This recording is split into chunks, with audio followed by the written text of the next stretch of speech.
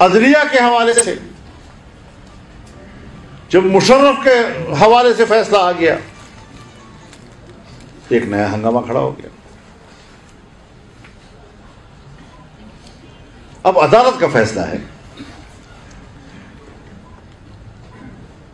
کسی سیاسی جماعت کا فیصلہ تو نہیں ہے، کسی پنچایت کا فیصلہ تو نہیں ہے،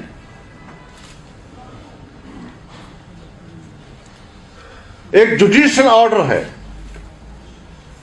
اگر یہ فیصلہ ذوالفقار علی بھٹو کے خلاف آتا ہے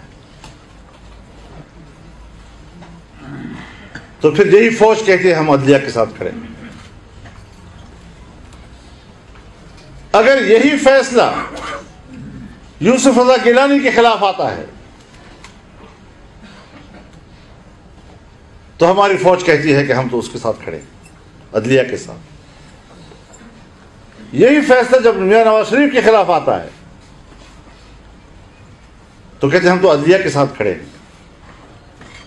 لیکن جب یہی فیصلہ ایک سابق جنرل کے خلاف آتا ہے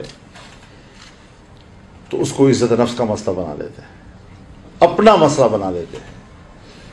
میں سمجھتا ہوں کہ سیاسی حوالے سے، عقلی حوالے سے فوج کا رد عمل، D G I S P R کا رد عمل غیر ضروری تھا. اس سے دو بڑے ادارے فوج اور عدلیہ آمنے سامنے آ گئے، اور ایسی صورتحال یہ کبھی پاکستان کے لیے مفید نہیں ہو سکتی.